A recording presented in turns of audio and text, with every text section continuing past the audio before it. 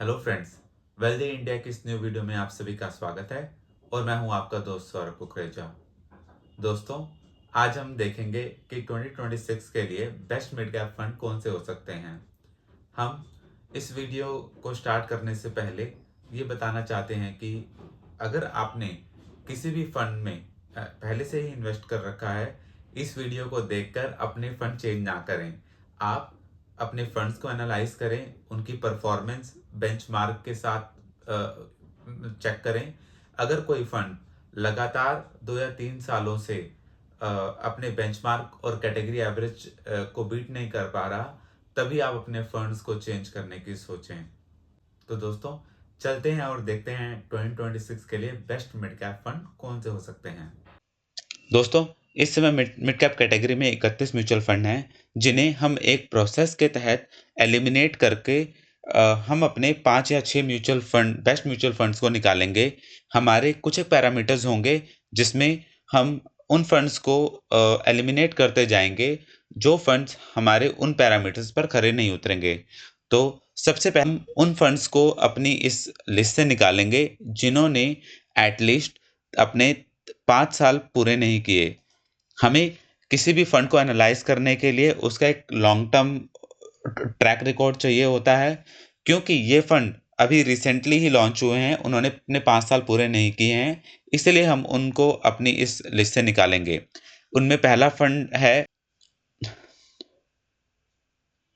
ITI mid cap fund, Canara Robeco mid cap fund, white house capital mid cap fund, JM mid cap fund, Helios mid cap fund, Bandhan mid cap fund और bank of India mid cap fund. दोस्तों, हम इन funds को निकाल रहे हैं, इसका मतलब ये नहीं है कि ये फंड खराब हैं। इट जस्ट ये हमारे पैरामीटर्स पर खरे नहीं उतरते, क्योंकि हमें किसी भी फंड का लॉन्ग टर्म ट्रैक रिकॉर्ड चाहिए, इसलिए हम इन फंड्स को अपनी इस लिस्ट से निकालेंगे। हमारा नेक्स्ट पैरामीटर है दोस्तों AUM। हम अब इन फंड्स में उन फंड्स को अपनी इस लिस्ट से निकालेंगे जिनका AUM 5,000 करोड़ से कम है। इसमें union mid cap fund, Baroda BNB mid cap fund, Mahindra Manulife mid cap fund, LIC का फंड और टॉरस मिड कैप फंड शामिल है। दोस्तों, हमारा नेक्स्ट पैरामीटर है रिटर्न। अब हम इस लिस्ट में उन फंड्स को निकालेंगे जिन्होंने 2 से ज़्यादा टाइम होराइजन में अपने बेंचमार्क को 1% से बीट नहीं किया होगा। इसमें Tata mid cap fund, DSP mid cap fund, UTI mid cap fund, Mirae asset mid cap fund, SBI mid cap fund, HSBC mid cap fund, Sundaram mid cap fund, Axis mid cap fund, Aditya Birla mid cap fund और Quant mid cap fund है। अगर हम देखें, इन funds ने 2 से ज़्यादा time horizon में अपने बेंचमार्क को बीट नहीं किया। तो दोस्तों, अब हमारे पास ये 6 मिड कैप फंड हैं जिन्हें हम 2026 में इन्वेस्टमेंट के लिए कंसीडर कर सकते हैं। इन फंड्स ने 2 से ज़्यादा टाइम होराइजन में अपने बेंचमार्क को एक कंसीडरेबल परसेंटेज से बीट किया है। अब दोस्तों, हम इन फंड्स के रिस्क और रिवॉर्ड रेशियो चेक करेंगे। हम सबसे पहले चेक करेंगे कि इन फंड्स के स्टैंडर्ड डेविएशन क्या हैं। स्टैंडर्ड डेविएशन किसी भी फंड की वोलेटिलिटी को दर्शाते हैं। दोस्तों, हम ये चेक करेंगे कि ये फंड अपने बेंचमार्क से कितने ज़्यादा वोलेटाइल हैं। उसके बाद हम इन फंड्स का बीटा चेक करेंगे। बीटा दोस्तों फंड का रिस्क बताता है कि अगर एक फंड अगर उनका बेंचमार्क 1% से गिरता है, तो उसके कंपैरिजन में वो फंड कितना गिरते हैं। उसके बाद हम शार्प रेशियो चेक करेंगे। दोस्तों, शार्प रेशियो हमें ये बताता है दोस्तों कि ये फंड कितना रिस्क एडजस्टेड रिटर्न देते हैं। अगर किसी फंड का शार्प रेशियो 1 से जाता है, तो उस फंड को अच्छा माना जाता है। तो पहले HDFC मिड कैप फंड का स्टैंडर्ड डेविएशन 13.93% है, जबकि उसके बेंचमार्क का जो स्टैंडर्ड डेविएशन है वो 15.77% है। तो हम ये कह सकते हैं कि HDFC मिड कैप फंड कम वोलेटाइल है। और अगर हम इसका बीटा चेक करें दोस्तों, तो बीटा भी इसका अच्छा है। ये बताता है कि ये फंड अपने बेंचमार्क से कम गिरा और रिस्क रेशियो भी इसका अच्छा है। इसने एक अच्छे रिस्क एडजस्टेड रिटर्न दिए, इसीलिए हम इसको एक अच्छा फंड कंसीडर कर सकते हैं।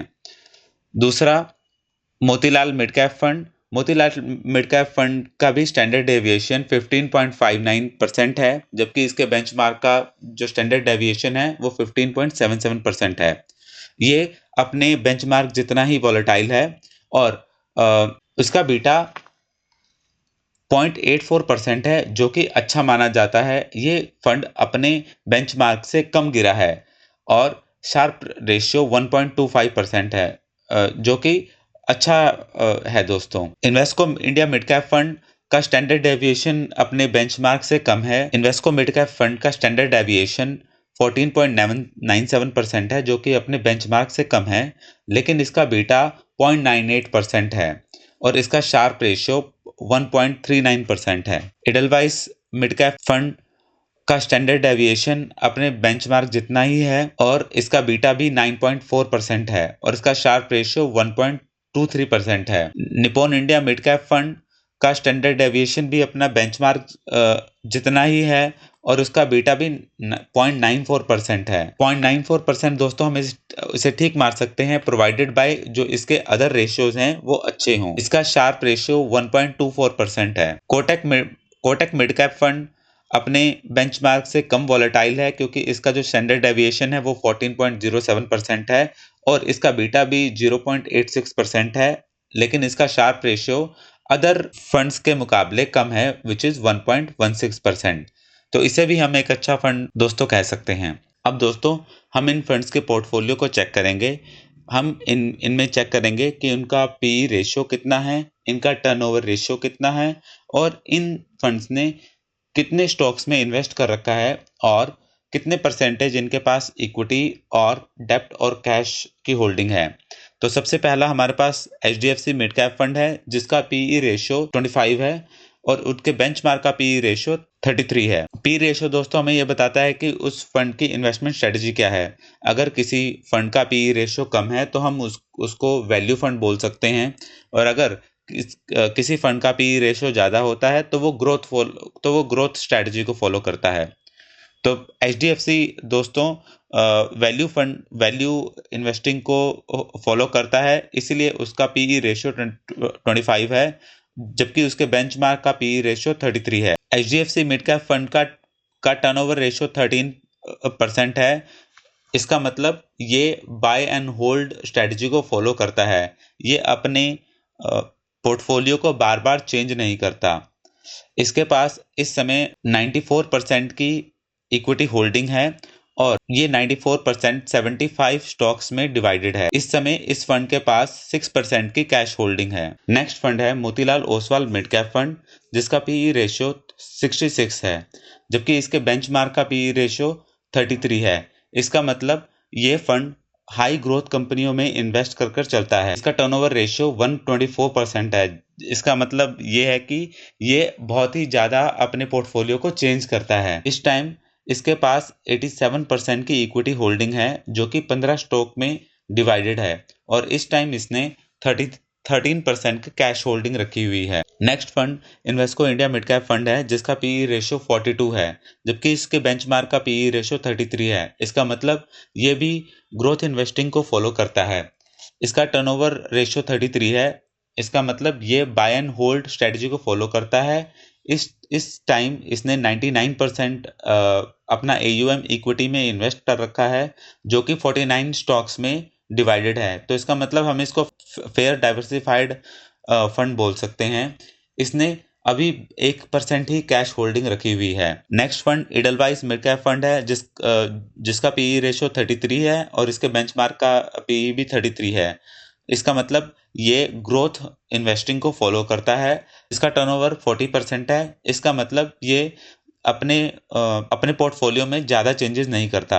इस टाइम इसने 98% इक्विटी होल्डिंग रखी हुई है, जो कि 88 स्टॉक्स में डिवाइडेड है, यानी ये फंड हाईली डाइवर्सिफाइड है और इस टाइम इसके पास 2% की कैश होल्डिंग है। Next Nippon India growth mid cap fund है, जिसका पीई रेशियो 28 है, जबकि इसके बेंचमार्क का पीई रेशियो 33 है, यानी ये ब्लेंडेड स्ट्रेटजी को फॉलो करता है। इसका टर्नओवर रेशियो 6% है। इसका मतलब ये अपने पोर्टफोलियो में ज़्यादा चेंजेस नहीं करता और बाय एंड होल्ड स्ट्रेटजी को ही फॉलो करता है। इस टाइम इसके पास 98% की इक्विटी होल्डिंग है जो कि 96 स्टॉक्स में डिवाइडेड है। इट मींस ये फंड हाईली डाइवर्सिफाइड है। इस टाइम इसके पास 2% की कैश होल्डिंग है। Next fund Kotak mid cap fund है जिसका पीई रेशियो 29 है जबकि इसके बेंचमार्क का पीई रेशियो 33 है। इसका मतलब ये भी ब्लेंडेड स्ट्रेटजी को ही फॉलो करता है। इसका टर्नओवर रेशियो 27% है। इसका मतलब ये फंड भी अपने पोर्टफोलियो में ज़्यादा चेंजेस नहीं करता। इस टाइम इसके पास 99% की इक्विटी होल्डिंग है जो कि 64 स्टॉक्स में डिवाइडेड है और इस फंड के पास 1% की कैश होल्डिंग है। तो दोस्तों ये है हमारे 2026 के लिए बेस्ट मिड कैप फंड। तो दोस्तों अभी हमने देखा कि 2026 के लिए बेस्ट मिड कैप फंड कौन से हो सकते हैं। किसी भी फंड को एनालाइज करते समय उसको उसके लॉन्ग टर्म रिटर्न्स पर ही उनको एनालाइज करें। रीसेंट परफॉर्मेंस को देखकर किसी भी फंड को ये ना सोचे कि ये फंड अच्छा है या बुरा है। हमें हमेशा ही एटलीस्ट फंड को 3 साल और 5 साल या 10 साल के होराइजन के रिटर्न्स हमें चेक करने चाहिए। और अगर कोई फंड